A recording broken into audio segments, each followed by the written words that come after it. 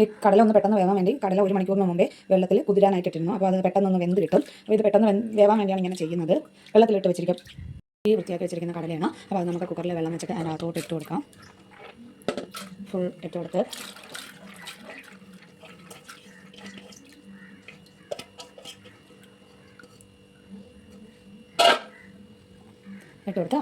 നമുക്കിനി അത് അടച്ചു കൊടുക്കാം. അടച്ച് ഒരു 5 വിസിൽ കേൾപ്പിച്ചെടുക്കാം. ഒരു 5 വിസിൽ കേൾപ്പിക്കാം. അതിന് കുറച്ച് വെള്ളം ഒഴിച്ചിട്ട് ശർക്കര പൊടിയാണ് ഞാൻ ചേർത്ത് കൊടുക്കുന്നത്. ശർക്കരയുടെ പൊടി ചേർത്ത് 1/2 കിലോ ശർക്കരയുടെ പൊടിയാണ്. അപ്പോൾ അത് ചേർത്ത് ഒന്ന് പാനിയാച്ചെടുക്കാം.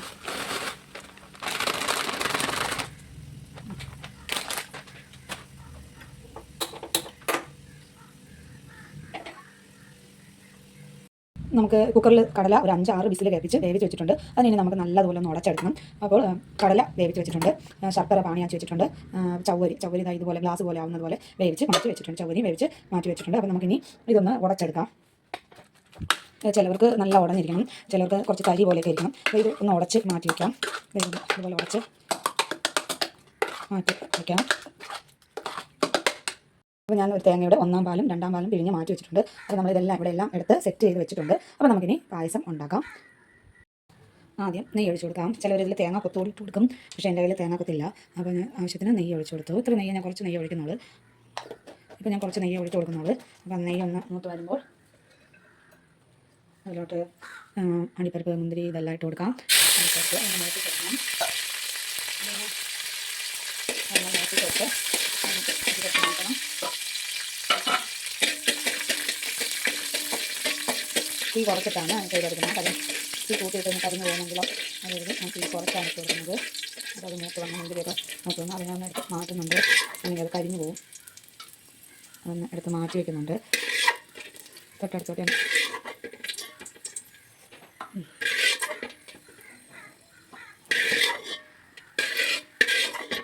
കരിഞ്ഞു പിടിക്കും പെട്ടെന്ന്.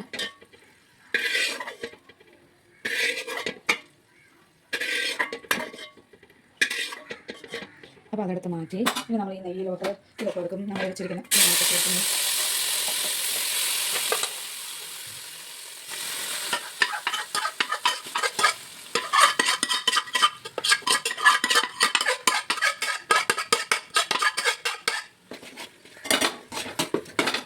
അതൊന്ന് ആ നെയ്യ് കിടന്ന് വരുമ്പോൾ കുറച്ചൊന്ന് നമുക്ക് കുറച്ചെടുക്കാം.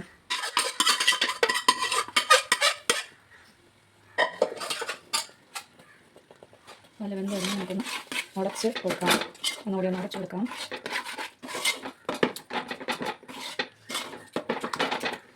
കൊടുത്ത് പിന്നെ നമ്മളതിൽ ശർക്കര പാനിയാച്ച് വെച്ചിരിക്കുന്നത് അതിൽ ഒഴിച്ച് കൊടുക്കും. അത് ഒഴിച്ച് കൊടുക്കണം. നമുക്കത് ഇളക്കി കൊടുക്കാം. നല്ലതുപോലെ ഇളക്കി വേവിച്ചെടുക്കാം.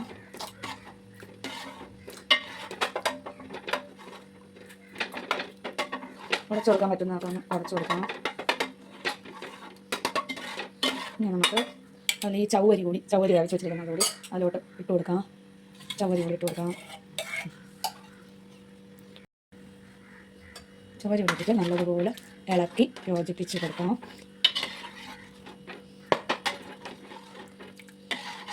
അതൊന്ന് നല്ലതുപോലെ വെന്ത് വന്നിട്ട്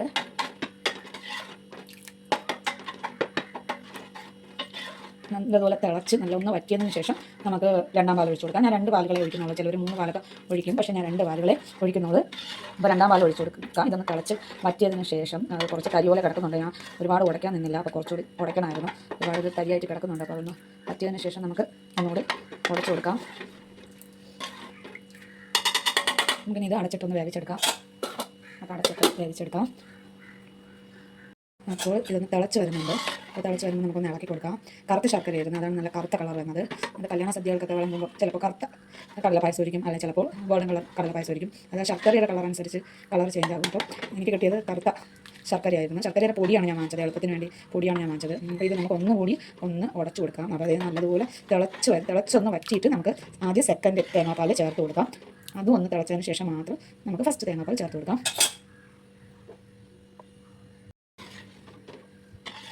ഇടയ്ക്കൊന്ന് ഇളക്കി കൊടുക്കണം, അല്ലെങ്കിൽ അതൊന്ന് കരിഞ്ഞു പിടിക്കും. അതുകൊണ്ട് ഇടയ്ക്ക് ഞാൻ ഇളക്കി കൊടുക്കുന്നുണ്ട്. അപ്പോൾ നല്ലതുപോലെ തിളച്ചു. ഇടയ്ക്ക് ഇളക്കി കൊടുത്തില്ലെങ്കിൽ ചവിട്ടി പിടിക്കും.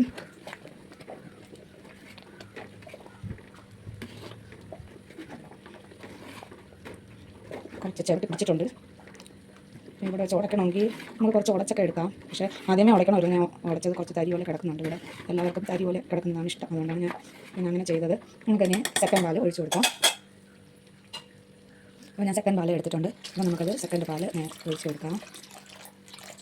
അപ്പം രണ്ടാം പാൽ ഒഴിച്ചത് തിളച്ച് തുടങ്ങിയിട്ടുണ്ട്. അപ്പം ഇടയ്ക്കൊന്ന് ഇളക്കി കൊടുക്കണം, അല്ലെങ്കിൽ ചൂട്ടിൽ പിടിക്കും. നമുക്ക് ഇതൊന്ന് തിളച്ച് വറ്റിയതിന് ശേഷം നമുക്ക് ഒന്നാം പാൽ കൂടി ഒഴിച്ച് തിളപ്പിക്കാം.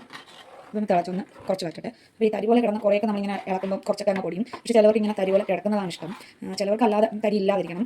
നമുക്കിവിടെ തരി പോലെ കിടക്കുന്നതാണ് ഇഷ്ടം. അതുകൊണ്ടാണ് ഞാൻ കുറച്ച് ഹാഫായിട്ട് ഒന്ന് ഉടച്ചെടുത്തത്. നമുക്ക് ഫുൾ നല്ലപോലെ നമുക്ക് ഉടച്ചെടുക്കാൻ പറ്റും. കാര്യം 5-6 വിസിൽ കേൾപ്പിക്കുമ്പോൾ തന്നെ നല്ലപോലെ വെന്തുടയും. ഞാനിത് കുക്കറിൽ വേവിക്കുന്നതിന് മുമ്പ് 1 മണിക്കൂർ കടലപ്പരിപ്പ് കുതിരാൻ വെച്ചിരുന്നു, വെള്ളം ഒഴിച്ച് കുതിരാൻ വെച്ചിരുന്നു. അതുകൊണ്ട് തന്നെ പെട്ടെന്ന് വെന്ത് കിട്ടും. കുതുക്കാൻ വെച്ചിട്ട് അത് നല്ലപോലെ വാഷ് ചെയ്തെടുത്തിട്ട് ആണ് ഞാൻ കുക്കറിൽ ഇട്ടത്. അപ്പോൾ പെട്ടെന്ന് വേവും. നമ്മളങ്ങനെ കുതിരാൻ വെച്ച് കഴിഞ്ഞാൽ നമ്മളിപ്പോൾ ചോറ് വേവിക്കുമ്പോൾ തന്നെ അരി ഇത്തിരി കുതിരായിട്ട് കഴിഞ്ഞാൽ പെട്ടെന്ന് അത് വെന്ത് കിട്ടും. അതുപോലെ തന്നെ കടല അല്ലാതെ ഇട്ട് കട്ടി കൂടുതലാണ്. അതുകൊണ്ട് ഞാൻ 1 മണിക്കൂറിന് മുമ്പ് തന്നെ ഞാനിതെടുത്ത് വെള്ളത്തിൽ ഇട്ടതിന് ശേഷമാണ് തേങ്ങയൊക്കെ തിരുവാൻ പോയത്. അപ്പോൾ അതവിടെ കുതിരുകയും ചെയ്യും. നമുക്ക് തേങ്ങ തിരുവലും ശർക്കര പാനി കാച്ചലും പിന്നെ ചവ്വരിയാണ് ഏറ്റവും പ്രശ്നം. കാര്യം നമ്മൾ ഇറക്കി കൊടുത്തുകൊണ്ടേയിരിക്കണം, അല്ലെങ്കിൽ അത് ഒട്ടിപ്പോവും. അപ്പോൾ ചവ്വരി എല്ലാം കാച്ചി വെച്ചതിന് ശേഷമാണ് ഞാൻ ഈ ഉരുളി എടുത്ത് അടുപ്പി വെക്കുന്നത്. അപ്പോഴാകുമ്പോൾ നമുക്ക് പെട്ടെന്ന് ജോലി തീരും. അല്ലെങ്കിൽ പാടാണ്, ചുവട്ടിലും പിടിക്കും. അതുപോലെ നമുക്ക് പെട്ടെന്ന് എല്ലാം കൂടെ ഒരുമിച്ച് ചെയ്യാൻ നിന്നാൽ പാടല്ലേ. അപ്പോൾ ഇത് നല്ലപോലെ തിളച്ചൊന്ന് വറ്റിയിട്ട് നമുക്ക് ഒന്നാം പാൽ ചേർത്ത് തിളപ്പിച്ച് പിന്നെ നമ്മളിതാ ഇവിടെ വെച്ചിരിക്കുന്ന മാറ്റി നെയ്യിൽ വറുത്ത് വെച്ചിരിക്കുന്ന അണ്ടിപ്പരിപ്പ് മുന്തിരി. സത്യത്തിൽ അണ്ടിപ്പരിപ്പ് മുന്തിരി ഇത് കുറവാണ്. പിന്നെ 1/2 കിലോ കടലപ്പരിപ്പാണ് എടുത്തത്. അതുകൊണ്ട് ഇത് മതിയാകും. പിന്നെ ഉണക്ക തേങ്ങ അരിഞ്ഞ് കൊടുക്കും. ഇതിൽ നെയ്യിലിട്ട് മൂപ്പിക്കും ഉണക്ക തേങ്ങ. എൻ്റെ കയ്യിൽ ഉണക്ക തേങ്ങ ഇല്ലായിരുന്നു, പച്ച തേങ്ങയാണ് ഉണ്ടായിരുന്നത്. അപ്പോൾ അത് എന്താണ് തേങ്ങ കൂടി ചേർത്താൽ കുറച്ചുകൂടി ടേസ്റ്റാണ്. അല്ല നെയ്യിൽ കിടന്ന് മൂത്ത തേങ്ങ കൂടി ആകുമ്പോൾ നല്ല ടേസ്റ്റായിരിക്കും.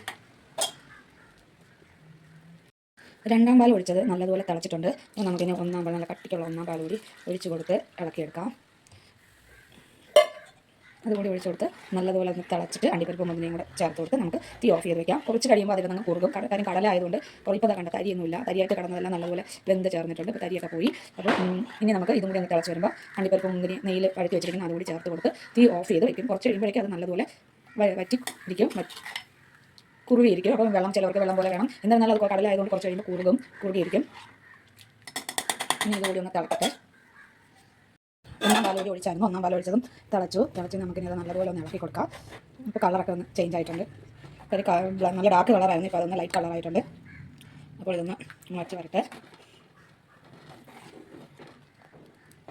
ആ വെള്ള കളർ പതയൊക്കെ ഒന്ന് മാറുമ്പോൾ നമുക്ക് എടുക്കാം. അടുപ്പ് ഓഫ് ചെയ്യാം.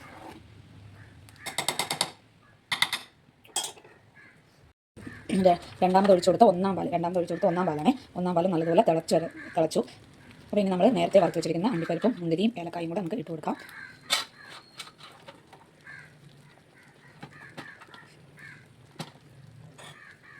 ഇട്ട് കൊടുത്തിട്ട് ഒന്ന് ഇളക്കി കൊടുക്കാം.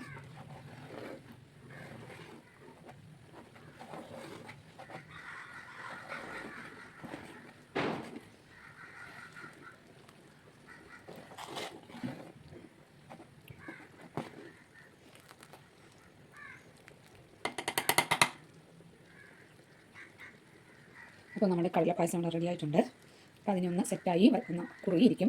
കുറച്ച് കഴിഞ്ഞ് നമ്മൾ തീ ഓഫ് ചെയ്ത് കൊടുക്കും. പിന്നെ കുറച്ച് കഴിഞ്ഞ് നോക്കുമ്പോൾ അതൊന്ന് കുറുകിയിരിക്കും.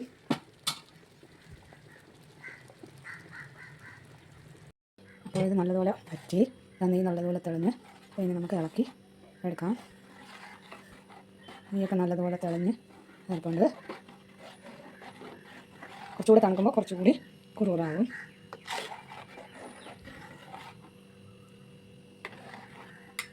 അപ്പോൾ നമ്മുടെ കടലപ്പായസം റെഡി ആയിട്ടുണ്ട്.